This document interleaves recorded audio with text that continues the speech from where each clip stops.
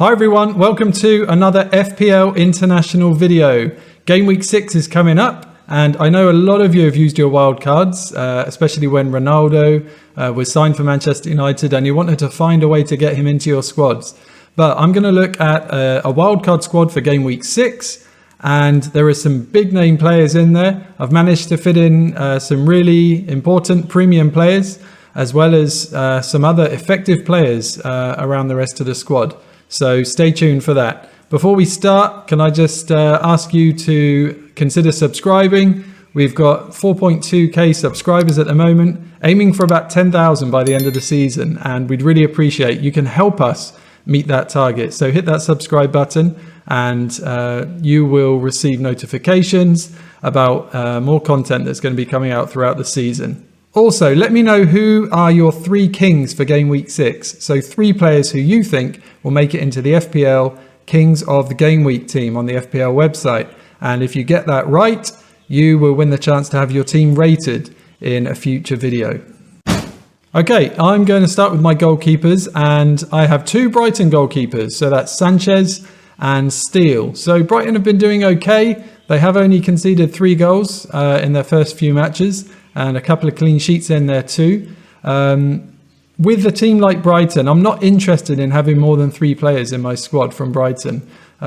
So having 2 goalkeepers, it works for me. So, you know, having 2 goalkeepers from a team like Liverpool, for example, it's not going to allow you the chance to have 2 other outfield players. But with Brighton, I don't really mind. And I can get 2 goalkeepers for 8.5. Which works out for me. It saves money and allows me to get those premium players in the rest of my squad. So Sanchez is 4.5 million, Steele 4 million. And if Sanchez doesn't play, Steele will come in and replace him. So that's the idea. That's the thinking behind it. Brighton do have some good fixtures coming up, but then in a few weeks' time, they've got a difficult double-header, Man City and Liverpool. But when you've got a set and forget goalkeeper like Sanchez, you're going to have to deal with that. So if you don't want those tough fixtures for your goalkeeper, go with something different. Go with 2 goalkeepers who will rotate and offer you a more favourable fixture every week. But it's going to cost you. Next up, I've gone for Livramento of Southampton. He really passes the eye test. If you've seen him play, he bombs down that right wing and he's a creative player. He hasn't got any assists yet, but I'm expecting those to come this season. He's 4.1 million, which is a real steal. One of the cheaper defenders, especially one of the cheaper playing defenders. And Southampton have kept 2 clean sheets in their last 2 games, including that impressive 0-0 at the Etihad against Manchester City. So their fixtures are turning now. They've got a few easy games. So I'm expecting more clean sheets from Southampton after what they've produced in the last 2 game weeks. And like I mentioned, I'm expecting those attacking returns from Livramento soon as well. I mentioned that I wasn't interested in having more than 3 Brighton players. This is my 3rd Brighton player already. It's Veltman, 4.4 million. His price has gone down since the beginning of the season. He did have a couple of weeks where he was out with COVID, and a lot of people sold him. So he's now a bit of a differential as well. So he could be an effective player. We saw that he can be quite attacking last season. And he's in that Brighton defence, which they do concede goals, but their expected goals conceded is up there with, the best in the Premier League. So I'm expecting them to do better than last season. They've started well, conceding only 3 goals so far. And let's see if they can continue that. Veltman as well, at 4.4 million, he doesn't have to start every week. So if I like their fixture, I can double up with Sanchez and Veltman. But if I'm not too sure, Veltman can stay on my bench, and I've got some other great defenders that I'm going to talk about. Okay, here's another defender that some people have not shown much loyalty to. It's Ben White from Arsenal. So obviously Arsenal had that terrible start to the season. They did have some tough fixtures. People were wondering what's going to happen this season when Brentford beat them. But we've seen how good Brentford could be. So looking back, that wasn't the craziest scoreline really. But they've won their last 2 fixtures and they've got 2 clean sheets there as well. So Ben White is picking up the points now, and at 4.4 million, he's a cheap option into that Arsenal defence. they've got some kinder fixtures coming up as well, and I'm expecting them to continue their good defensive form. Next up is Trent Alexander-Arnold. So he missed the game against Crystal Palace with illness, which was a bit of a disappointment to FPL players who own him. But he is going to be back. We know that he's the first choice right back. He's so effective in defence and also creatively on set pieces, just getting down the wing, getting into those advanced positions. We saw him, well, I think it was an own goal in the end, but he pretty much scored a goal against AC Milan. So we'd love to see that in the Premier League now. Liverpool have got some easy games, but also some tough fixtures. But we've seen this is like the Liverpool of old, and they're winning their games. Even against these big clubs, they can get some good results. And, I'm expecting Alexander-Arnold to score points, even in these tough games that they've got coming up against Man City and Man United as well. Okay, my final defender is Marçal from Wolves. Not the best result for Wolves against Brentford on Saturday, but Wolves have got a kind run of fixtures coming up. They're not playing any of those big teams at the top. They have got a tough one against Everton, but I think Everton's form at the beginning of the season was a bit overrated, really. They didn't have any tough games, and we saw how easily they capitulated against Aston Villa. So I don't see that as such a tough game. So Wolves have got a good run of fixtures. Marçal, we've seen, he's got a couple of assists this season already. And the good thing about him is that he's playing. Wolves have got a lot of defenders, and often they are rotated. But that was under Nuno. And I think with their new manager now, maybe he's put his faith in Marçal, and he's going to be playing a lot of games and hopefully scoring a lot of points. Next up, Demarai Gray from Everton. Everton obviously started the season well, and they have got some more good fixtures. The best thing about Gray, I would say, is that he's playing in an advanced position for a decent team, and he's dirt cheap as well, 5.6 million. He scored 3 goals in his first 5 games, and he passes the eye test. You watch him play, you see how dangerous he looks, and you see those advanced positions he's getting into. He's got the speed, and he can finish as well. So he's going to stay in my team. When you've got someone cheap like Gray, you don't have to worry so much about whether he's scoring points week in, week out. If he has a couple of bad game weeks, you know that you can't really get much better for that price, and it's like you're not wasting your money. So Gray for me is a keeper. He's going to be in my squad for a few weeks to come. Next up, he's a placeholder. It's Billy Gilmour from Norwich, 4.5 million. He's playing every game. He actually got a bonus point against Watford, despite no goal, no assist. So he's playing well. He's doing the right things. He's a player who's going to get you 2 points every game. You can't get cheaper than 4.5 million for a midfielder, and it's going to allow me to spend more money elsewhere. He's probably not going to be in my first 11 most game weeks, but you never know with these players. Every now and then the manager can, push them up a bit. They're playing in an advanced position. So let's wait and see. There are other options available. I'm sure some of you might argue with my inclusion of Gilmour, where there are other 4.5 midfielders who are there. I'm thinking of Alan from Everton, also Douglas Luiz from Aston Villa, and Bissouma from Brighton. But one of those players is going to allow you to spend a bit more freely in the rest of your squad. Okay, next, the main man, Mo Salah. Such a consistent player. We've seen this season, some people doubted him, some people asking if his price was too high. But he's just so consistent, especially last season when Liverpool didn't particularly have a good run of form in the middle of the season. He was still scoring the goals and scoring the FPL points as well. So he's a player that you just can't count out. You have to keep him in your squad. Otherwise, look at his ownership, above 50%. And if you haven't got him and others have, especially if they're captaining him, like a lot of people did this week, it's going to make a big difference to your score compared to theirs. So Mo Salah, it doesn't matter who he's playing against, he's always dangerous. He's on penalties as well. And he just has to be in your squad, and he's definitely in mine. Okay, another Liverpool player, Diogo Jota. He's in there purely because of his price, 7.6 million, but he's playing such an advanced position for such a good team as well. Firmino, we don't know how long he's going to be out, but it's almost like Jota is favoured ahead of Firmino now as well. So Klopp likes the way that Jota is contributing to the team, and we're just waiting for him to finish off those chances. He missed an absolute sitter against Crystal Palace. I think if he'd scored that, people would have been, talking about Jota being in their squads the next game week. But he's a dangerous player. He's almost playing as a striker most of the time, but he's listed as a midfielder. So a great option for your wildcard squad. Okay, a Watford player next is Ismail Sarr. A lot of people were talking about him before the season started. And if you had him in your team from game week 1, well done. He is scoring well. He's one of the highest scoring midfielders in the game, and he's only priced at 6.1 million. Watford have got a good run of fixtures coming up as well. So this could be an ideal time to get Sarr into your squad if you don't currently have him.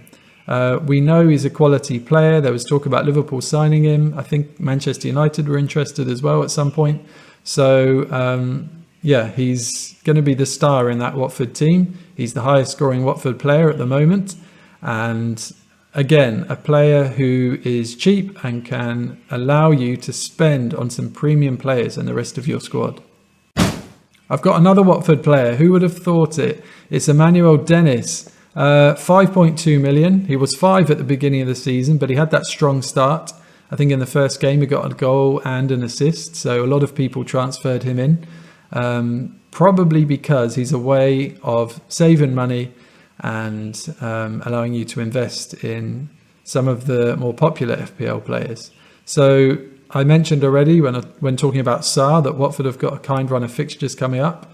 They played well against Norwich at the weekend, scoring 3 goals. So we'd expect them to probably be scoring goals. We don't have to worry about the defence when we're talking about the likes of Sarr and Dennis. So it's about the goals that they're scoring, and they are scoring them. So Dennis, you can keep him on your bench if you want, but just take a look at the fixtures. The last week, Norwich away is a favourable fixture. So even though he's a cheap option as a striker, he can score points if you put him in your first 11. So a really good option to have. Right, you're probably wondering what I'm going to do with all this money I'm saving. Here's my first big striker. It's Romelu Lukaku. Chelsea's fixtures are turning soon, and they've got a really kind run coming up. And we've seen that Lukaku can score against anyone anyway. So I am putting him in my squad, 11.6 million. Not even the most expensive striker in the game, but he's going to score goals. And Chelsea, one of the favourites for the Premier League, you would say. They are good defensively, and now they've got someone who can put the ball in the back of the net week in, week out. So Lukaku, he's just an absolute bully of a striker, and he can prosper against any defence. So Lukaku, for me, is a great option to have, especially with this kind run of fixtures that Chelsea have coming up. Okay, finally, Cristiano Ronaldo from Manchester United. We've seen how well he's doing so far, and this is a great chance, if you're wildcarding, to get him in your squad if you don't currently have him. I've managed to get Salah, Lukaku and Ronaldo in my squad, as you've seen. I would say between Lukaku and Ronaldo, if you had to choose between one of them, I would probably go for Lukaku just because of the fixtures. But Ronaldo, we know he's a world-class player, maybe even the best player in the world. So he can score against any team. It doesn't matter who. We're yet to see if he's on penalties. I would expect him to be on penalties. So even against these big teams, sometimes these cautious affairs, you get penalty decisions in them. And then Ronaldo, who is better than Ronaldo at stepping up and being cool from the penalty spot? So he's a great option to have. And like I said, if you have to choose between these premium players, I might go for Lukaku. You might disagree with me. Let me know in the comment section if you think I'm talking a load of rubbish. But I've managed to fit him into my wildcard squad and I'm happy with it. Okay guys, that is my wildcard squad. I hope you like it. Let me know in the comment section if you think I've missed someone out or made a big mistake. And also, please like this video if you have enjoyed it and you've taken some good tips from it. And don't forget to subscribe. You'll really help us out and we really appreciate it.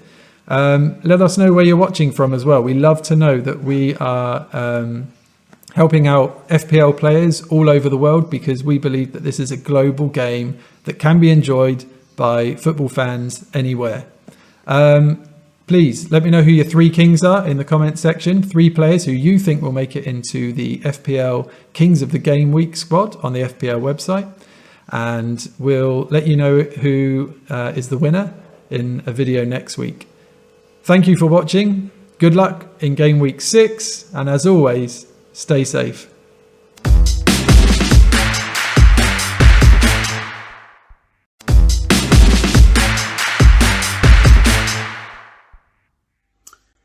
Hello and welcome to another FPL International video. It's your boy Lanrizzle coming to you from the UK, and I hope you all are well. So we're going into game week 6 now, and this is just a short video to go through the top captaincy picks for this game week. So let's get into it. So first up we have Mo Salah. Liverpool play Brentford this weekend, and you know what is there to say about Mo Salah that hasn't been said before? He's had a really good start to the season, scoring pretty much every game. Just his contributions, his goals have just been top notch this season so far. Liverpool as a whole look a lot better than they did last season. It seems like they've really sorted out the problems that they had with the team, defensively looking solid, and at the top of it all is Mo Salah, who's just looks like he's really hungry for goals this season. So he's going to be a really good bet for your captaincy pick. So next up we have Demarai Gray of Everton, and I know what you're thinking. This might be a little bit of a left field choice, but hear me out. So Everton play Norwich this season. Norwich have not won any matches. They've scored 1 goal, 2 goals, something like that. So they're not very prolific. They're leaking goals all over the place. And Demarai Gray of Everton, on the contrary, is looking really lively. So he's scored 3 goals in his past 4 game weeks. Everton are without DCL up top. They're also without Richarlison. So it's going to look like someone like Demarai Gray will be there to kind of provide the attacking threat for Everton. So he's definitely one to watch out for and could be one to hand your captaincy armband to. Next up, we have another slightly left field choice. We have Adam Armstrong of Southampton. Now, Adam Armstrong has had a relatively good start to his Saints career. He scored a goal and got an assist in the first 4 matches, so not too bad. He's registered 16 shots in the first 5 game weeks, so he's second only to Mikel Antonio. He's basically Southampton's most threatening player this season by far. He's got a stellar record in the Championship last season, scoring 28 goals in 40 appearances. And by contrast, Wolves have been far from prolific. Bit of shaky form. They lost 2-0 against Brentford last week. And they're just not really clicking at the moment. So I think Adam Armstrong could very well fill his boots against a misfiring Wolves side. And the final captaincy pick is the one you've all been waiting for. Probably not a surprise, and probably the standout fixture of the game week. It is, of course, Cristiano Ronaldo of Manchester United. Man United are playing Villa. So this could be a high-scoring match. Cristiano Ronaldo has scored 3 goals in 2 appearances so far, and also scored in midweek European competition. So he's had a really good start to his to the second spell of his Manchester United career. Man United are looking good with him in the side. They're not always 100% convincing, but they're pretty much guaranteed to score a goal. And if someone is going to score, it's very likely to be Cristiano Ronaldo. So he's going to be the safe pick to be your captain this week, and we fully back it. So there you have it. Those are our 4 captaincy picks. We love to hear from you guys. So if you have any ideas of like who we may have missed in the video, any glaring omissions, and please just type a comment in the box below. We'd love to hear your opinions. If you're enjoying the FPL content, FPL videos that we're putting out, then please feel free to click on the subscribe button and you'll be notified of any videos when they get posted. All the best of luck as we go into Game Week 6, and above all guys, stay safe.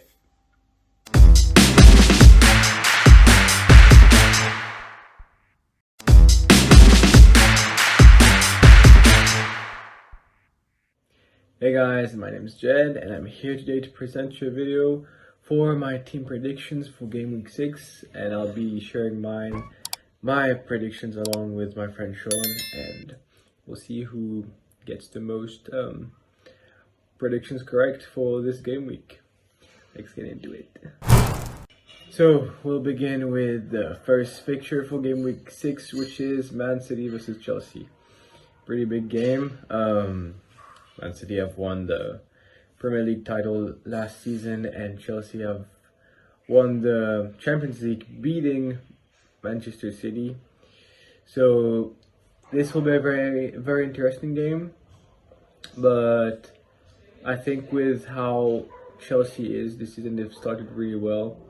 They have been undefeated, winning most of their games, all their games besides the one against Liverpool, and when they win with big scores. So I would expect Chelsea to win against Man City.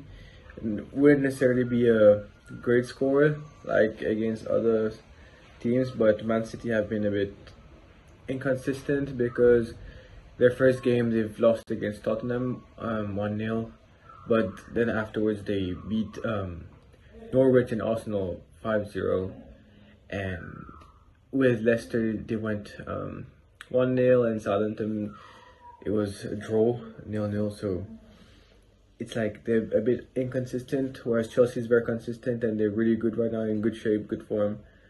And my prediction for this game, I don't know if Chelsea would be able to keep a clean sheet, but I'd say it'd be a 2-1 for Chelsea versus Manchester City. The next game, which is Manchester United versus Aston Villa, to be honest, it's another tight prediction in a sense, because Aston Villa, they've been inconsistent too. They lost their first game versus Watford. I think it was 3-2. They drew with Brentford. They lost 3-0 to Chelsea, but they beat Everton 3-0, which I was not really expecting.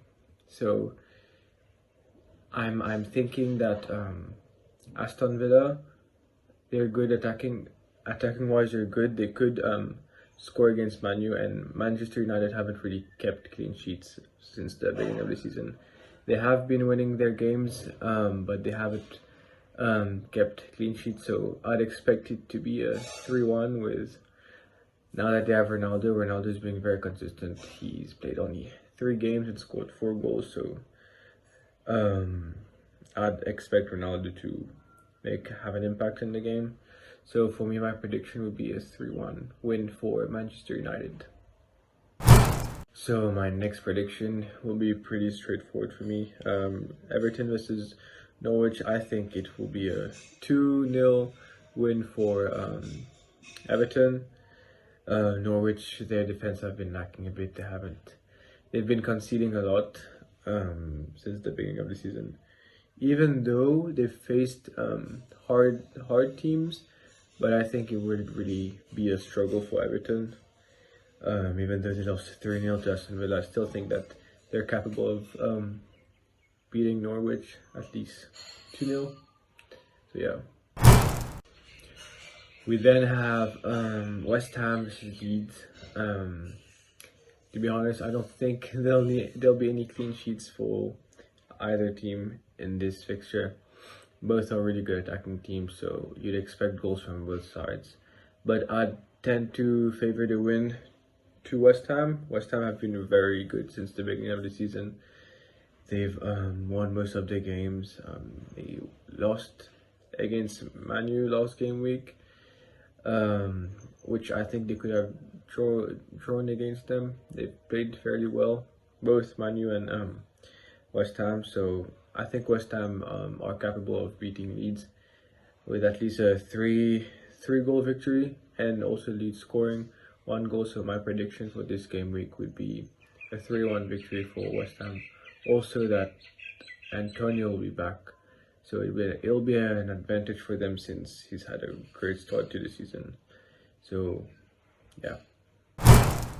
Next we have Leicester versus Burnley. I think it's a fairly clear win to Leicester, to my opinion. Burnley haven't been so great, and I know it's still game week 6, but they haven't really been that great.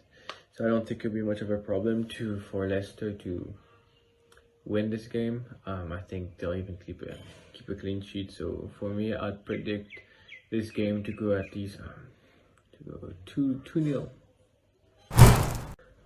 We then have Watford versus Newcastle. I feel like this will be a tight game. I predict 1-1, a draw for both teams, because Newcastle's defense haven't been so great. They've conceded in every games since the beginning of the season. They've conceded a lot, so they haven't kept any clean sheets. So I wouldn't expect them to keep on it against Watford. We saw that Watford can score goals. Even they've beat Aston Villa 3-2 in their first game week. So I'd expect Watford to score, but nothing much, nothing more. I feel like it's going to be a 1-1 for this fixture. We then move on to Brentford versus Liverpool. As a Liverpool fan, I'll try not to be as biased, but I mean, it's my prediction anyways, so it's fine. Liverpool have been in great form since the beginning of the season. Haven't lost any games. They ended last season strong, so they've kept that momentum for this season, and they've been doing good even in the Champions League. They also showed us that they don't need their key players to win their games. Like last week, we didn't have Trent or Robertson against Crystal Palace, and they still won 3-0. So even though Trent does contribute a lot to the attack, we still won 3-0. And I feel like Liverpool they have the capacity to deliver like this. They've been very consistent in all of their games. So you'd expect Liverpool to win against Brentford. Brentford have been good, but with Liverpool and how they are right now, I'd put them on the same level as Chelsea. Even though all their stats have been the same since the beginning of the season, goal difference, it's pretty weird, but all the stats are the same. So, but Liverpool and Chelsea I'd put on the same level, and they're capable of like winning their games, and they're very consistent this season. So for me, I'd give it a 3-0 victory again against Brentford. But yeah, I hope they do. Next up we have Wolves versus Southampton. No one's really talking about Southampton, and they've lost only 1 game. They drew in all of the other games, but they've drawn against Manchester City, Manchester United, West Ham. 3 fairly hard fixtures. I thought they'd lose miserably against City and United, but they drew. So I feel like it's something to consider. And Wolves, they're a good team. They're very good attacking wise, but they're just not getting the goals. I feel like Wolves are capable of beating Southampton, but at the same time, with all the games Southampton played, they've drawn against the big team, so it's making me a bit indecisive, but I'd say it's a win for Wolves and they'll keep a clean sheet. A 1-0 victory for Wolves, so I predict 1-0 Wolves win against Southampton. Up next we have Arsenal versus Tottenham. Arsenal haven't been so great this season, and it's still the beginning of the season, but they haven't been so great. It's like they're fighting relegation. Just kidding, no offense to all Arsenal fans, but I know it's still game week 6, but they're not playing so great. They barely won their game against Burnley. I think without that free kick by Odegaard, it would have been a draw. They won 1-0 against Norwich. They lost all their previous games, so I feel like Tottenham aren't as great either. They beat City 1-0, yeah, but they lost 3-0 to Crystal Palace, even though yes, they had 10 men. They lost 3-0 against Chelsea, so I feel like Spurs, they aren't on a good form either, but they are capable of winning against Arsenal. So I think it's going to be a 1-0 victory for Tottenham. Yeah, 1-0 for Tottenham versus Arsenal. My camera died on that last part, but last but not least, Brighton versus Crystal Palace. Brighton have had a really good defense. They've kept a few clean sheets. They only lost against Everton, but they've been undefeated for their other games. They even won against Leicester, which was very impressive. And they have the capacity to keep clean sheets, to have a good defense, good goalkeeper. So I think they can win against Crystal Palace. Crystal Palace is also good. They're good attacking wise. They haven't really been keeping much clean sheets, but I mean, they beat Tottenham 3-0, which was also impressive, but I'm not really expecting Crystal Palace beating Brighton. So my prediction for this game would be 2-0 victory for Brighton. I hope they keep their clean sheets. Hey guys, it's Sean from Mauritius and welcome back to another video, and it's time for Game Week 6 Premier League predictions, and yeah, let's get right into it. So, first up for the opener of Game Week 6, we got a fun game to watch. Chelsea versus Manchester City. And this season, Chelsea and Liverpool are playing the way that we expected that City would be playing this year, especially after signing Jack Grealish, but turned out to be the other way. And plus Chelsea is playing at home. It should really be an easy win for Chelsea because right now they have the best defense alongside Liverpool in the league. Tight prediction, but I'll go with a 3-1 for Chelsea. Next up we got the Manchester versus Aston Villa game.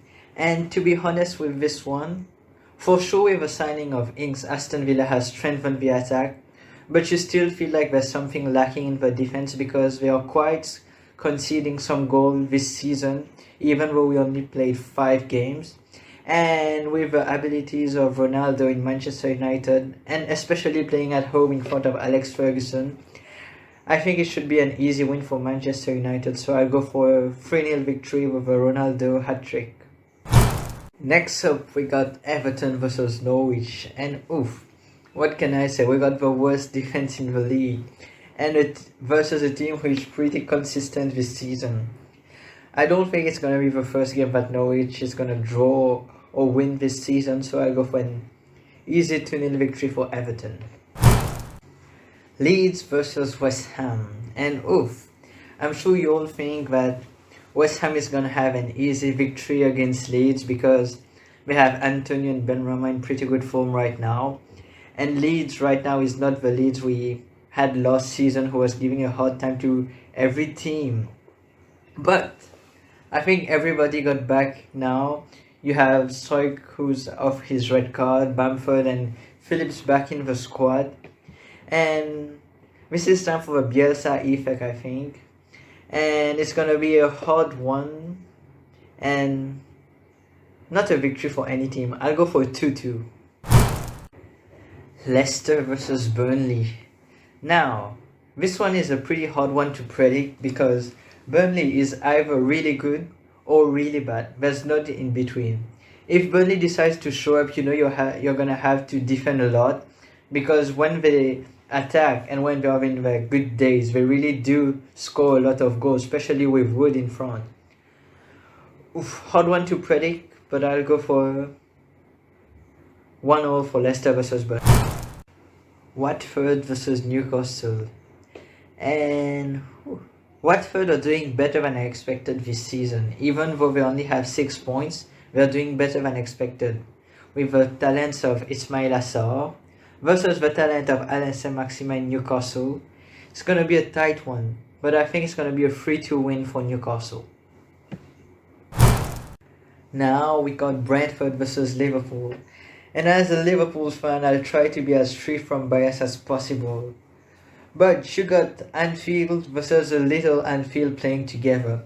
Because when I watched the first game of Brentford playing in the Premier League versus Arsenal, it was really an atmosphere full of vibrations. You could see how the fans are passionate about football and give it all for Brentford to win on the pitch.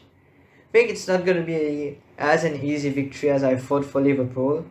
And Brentford are definitely going to score one in this game. But what can I say? We got a Mo Salah in such an incredible form right now. And if Trent Alexander-Arnold and Robertson are back into the squad, it should even boost up to play better. But I'll go for a 3-1 victory for Liverpool. No clean sheet intended.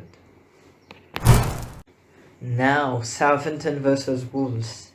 And in normal days, I'll usually predict a Wolves victory over Southampton because they really got the upper hand over Southampton.